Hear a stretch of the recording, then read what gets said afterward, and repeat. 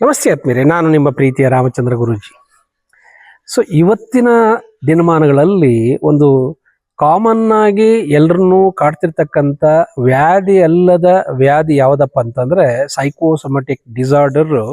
ಅದು depression, anxiety.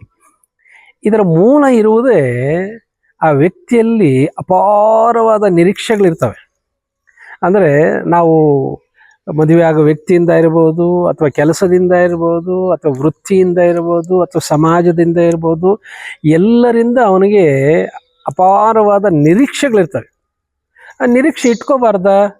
ನಿರೀಕ್ಷೆ ಕಡಿಮೆ ಮಾಡಿಕೊಂಡಷ್ಟು ನಾವು ನೆಮ್ಮದಿಯಾದ ಜೀವನ ಮಾಡ್ಬೋದು. ಉದಾಹರಣೆಗೆ ಮದುವೆ ಆಗೋ ಒಂದು ಹುಡುಗಿ ನನ್ನ ಮದುವೆ ಆಗೋ ಹುಡುಗ ಹಿಂಗಿರಬೇಕು, ಹಂಗಿರಬೇಕು, ನನ್ನ ಚೆನ್ನಾಗಿ ನೋಡ್ಕೋಬೇಕು, ನಂಗೆ ಕೇಳಿದ್ದೆಲ್ಲ ಕೊಡಿಸ್ಬೇಕು, ನನ್ನ ಟೂರ್ ಕರ್ಕೊಂಡು ಹೋಗ್ಬೇಕು, ನನ್ನ ರಾಣಿ ಥರ ನೋಡ್ಕೋಬೇಕು, ನನ್ನ ಹೂವಲ್ಲಿಟ್ಟು ಸಾಕ್ಕೋಬೇಕು, ಇಷ್ಟೆಲ್ಲ ನಿರೀಕ್ಷೆಯಲ್ಲಿ ಇಟ್ಕೊಂಡ್ರೆ ಈ ಕಲಿಯುಗದ ಜೀವನದಲ್ಲಿ ಅದೆಲ್ಲ ಸಾಧ್ಯವಿದೆಯೇ ಅನ್ನುವ ಅರಿವಿರಬೇಕು. ಹಾಗಾಗಿ ನನಗೆ ಯಾರಿಂದನೂ ಏನೂ ನಿರೀಕ್ಷೆ ಇಲ್ಲ, ಏನು ನಿರೀಕ್ಷೆ ಮೀರಿದ ಕೆಲಸ ಆದರೂ ಕೂಡ ನಾನು ಖುಷಿ ಪಡ್ತೇನೆ.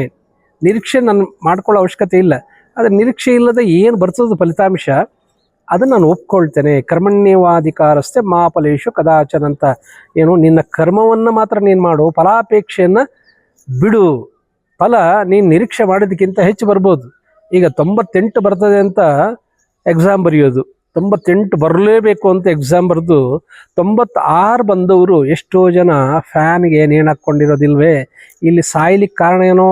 ಅಪಾರವಾದ ನಿರೀಕ್ಷೆ, ಎಕ್ಸ್ಪೆಕ್ಟೇಷನ್ನು, ವ್ಯಕ್ತಿಗಳಿಂದ, ವಿಷಯಗಳಿಂದ, ಪರೀಕ್ಷೆಗಳಿಂದ, ಸಮಾಜದಿಂದ.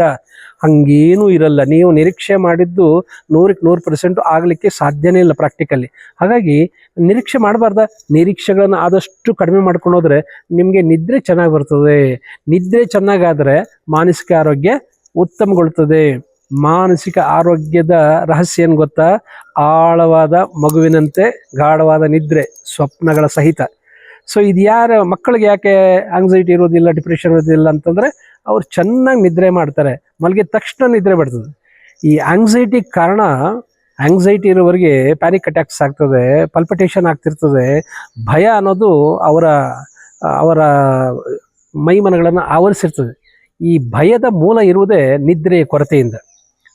ಸ್ಲೀಪ್ ಎನರ್ಜಿ ಅಂತ ಇದೆಯಲ್ಲ, ಇದು ವೆರಿ ವೆರಿ ಪ್ರೆಷಿಯಸ್ ಮೆಡಿಸಿನ್. ಇದು ಯಾವ ಮೆಡಿಸಿನಿಂದ ಕೂಡ ಈ ಸಮಸ್ಯೆಗಳನ್ನು, ಆಂಗ್ಸೈಟಿಯನ್ನು, ಡಿಪ್ರೆಷನ್ ವಾಸಿ ಮಾಡೋಕ್ಕಾಗಲ್ಲ. ಒಂದು ಆಳವಾದ ನಿದ್ರೆ ಮಾಡಿದ್ರೆ ಇವೆರಡಕ್ಕೂ ಮುಕ್ತಿ ಸಿಗ್ತದೆ. ನೀವು ಡಿಪ್ರೆಷನ್ನಲ್ಲಿದ್ದೀರಿ, ಆಂಗ್ಸೈಟಿ ಇದೆ ಅಂತಂದರೆ ನೀವೆಲ್ಲಿಗೆ ಹೋಗ್ತೀರಿ? ಸೈಕ್ಯಾಟ್ರಿಸ್ಟ್ ಹತ್ರ ಹೋಗ್ತೀರಿ. ಅವ್ರು ಏನು ಕೊಡ್ತಾರೆ? ನಿದ್ರೆ ಮಾಡುವ ಮಾತ್ರೆಗಳನ್ನು ಅಷ್ಟೇ ಕೊಡೋದು. ಅದರ ಅರ್ಥ ಏನು? ನಿದ್ರೆ ಮಾಡಿದ್ರೆ ಈ ಆಂಗ್ಸೈಟಿ, ಡಿಪ್ರೆಷನ್ನು ಕಮ್ಮಿ ಆಗ್ತದೆ ಅಂತ. ಹಾಗಾಗಿ ಮಾತ್ರೆಯ ಅವಲಂಬನೆ ಇಲ್ಲದೆ ನೀವು ನಿದ್ರೆ ಮಾಡುವುದನ್ನು ರೂಢಿಸ್ಕೋಬೇಕು. ಸೊ ರೂಢಿಸ್ಕೋಬೇಕಾದ್ರೆ ಏನು ಮಾಡಬೇಕು?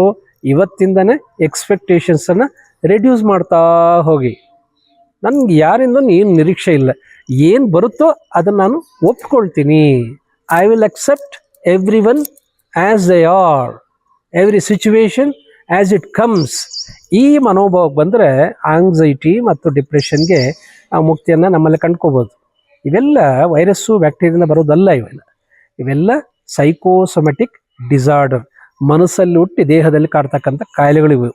ಸೊ ಈ ಕಾಯಿಲೆಗಳಿಗೆ ನಮ್ಮಲ್ಲೇ ಚಿಕಿತ್ಸೆ ಇದೆ. ನಾನೇನು ಸಜೆಸ್ಟ್ ಮಾಡ್ತೀನಿ? ನಂದು ಯೋಗ ನಿದ್ರೆ ಇದೆ. ಯೂಟ್ಯೂಬ್ಗೆ ಹೋಗಿ ರಾಮಚಂದ್ರ ಗುರೂಜಿಯವರ ಯೋಗ ನಿದ್ರೆ ಅಂತ ಇದೆ, ಅದನ್ನು ಡೌನ್ಲೋಡ್ ಮಾಡ್ಕೊಂಡು ಸ್ವಲ್ಪ ದಿವಸ ಕೇಳಿ ನೋಡಿ. ನಿಮ್ಮ ಆಂಗ್ಸೈಟಿ ಮತ್ತು ನಿಮ್ಮ ಡಿಪ್ರೆಷನ್ನು ಮಾಯ ಆಗುತ್ತೆ ಅಂತ ನಿಮಗೆ ಆಶ್ಚರ್ಯ ಆಗ್ತದೆ. ಟ್ರೈ ಮಾಡಿ. ಧನ್ಯವಾದಗಳು.